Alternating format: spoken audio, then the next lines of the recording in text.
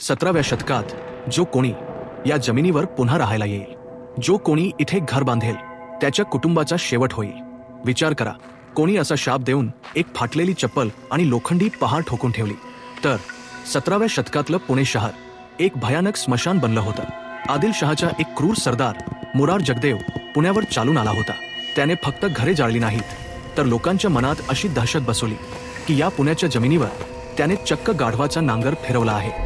संपूर्ण महाराष्ट्रात अफवा पसरली की पुण्याची जमीन आता शापित झालीय. तिथे पाऊल ठेवलं तरी मृत्यू अटळ आहे.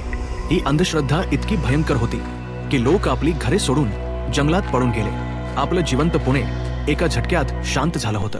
माणसाला तलवारीने मारलं तर तो एकदाच मरतो, पण अंधश्रद्धेची भीती माणसाला रोज मारते.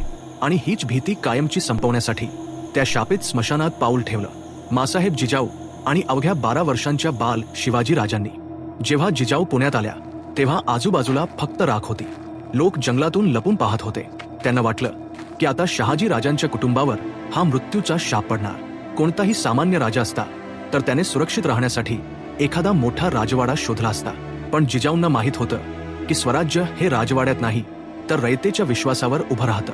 त्यांना या रयतेच्या मनातून सुलतानी दहशत मुळासकट उपटून काढायची होती.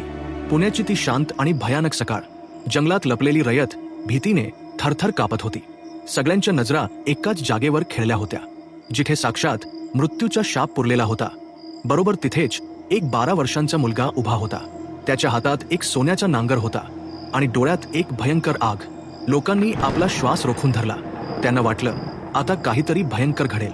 आकाशातून वीज पडेल किंवा मृत्यू येईल. पण अचानक त्या मुलाने तो सोन्याचा नांगर त्या उद्ध्वस्त आणि काळ्या मातीत घुसवला.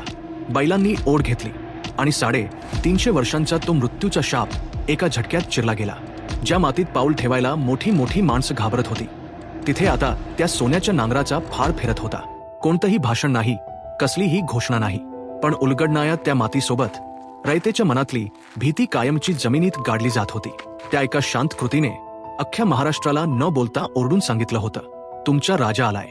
ज्या जमिनीवर कुणी साधं पाऊल ठेवायला घाबरत होतं, तिथे एका 12 वर्षांच्या मुलाने चक्क स्वतःचं घर म्हणजेच लाल महाल बांधायला सुरुवात केली. पुण्याची जमीन पुन्हा उभी राहिली. पण स्वराज्याचं स्वप्न पूर्ण करायचं म्हणजे साक्षात मृत्यूला आमंत्रण देणं होतं. यासाठी गरज होती अशा माणसांची जे एका शब्दावर हसत हसत जीव द्यायला तयार होती. आणि मग जन्म झाला शूर मावळ्यांचा. रात्रीचा अंधार, घनदाट जंगल आणि त्यात लपलेलं रायरेश्वराचं एक प्राचीन मंदिर. बाहेर कोणालाच काही खबर नव्हती. तिथे अत्यंत गुप्तपणे हे तरुण मावळे एकत्र जमले. मंदिरात फक्त मशाली जळत होत्या आणि समोर होती साक्षात महादेवाची पिंड. इथे एक असा थरार घडणार होता ज्याने महाराष्ट्राचा इतिहास कायमचा बदलून टाकला. कोणताही नवा संकल्प करताना आपण देवाला अभिषेक घालतो, पण जो संकल्प 350 वर्षांची गुलामी तोडणार होता तो साध्या पाण्याने कसा पूर्ण होईल. तरुण शिवाजी राजांनी आपली तलवार उपसली आणि सपकन स्वतःच्याच बोटावर चालवली. स्वतःच्या रक्ताची धार साक्षात महादेवाच्या पिंडीवर अर्पण केली. रक्ताचा अभिषेक घातला आणि त्या अंधाया गाभायात एक शब्द पहिल्यांदाच घुमला, स्वराज्य. हे राज्य व्हावे ही श्रींची इच्छा. हे फक्त शब्द नव्हते, ही रक्ताने लिहिलेली आपल्या महाराष्ट्राच्या स्वातंत्र्याची पहिली गर्जना होती. शपथ तर घेतली गेली, रक्ताचा अभिषेकही झाला. पण नुसती शपथ घेऊन स्वराज्य कुठून मिळणार? त्यासाठी पहिली कुऱ्हाड तर चालवावीच लागणार होती. तो पहिला घाव कोणता होता? आदिलशहाच्या तोंडचा घास शिवरायांनी कसा हिरावून घेतला? तोरणा गडावर असं काय भयंकर घडलं? जाणून घेण्यासाठी चॅनेलला आत्ताच सबस्क्राईब करा, कारण पुढच्या भागात स्वराज्याचं पहिलं तोरण कसं बांधलं गेलं हे पाहून तुमची झोप उडेल. भेटूया एपिसोड 3 मध्ये.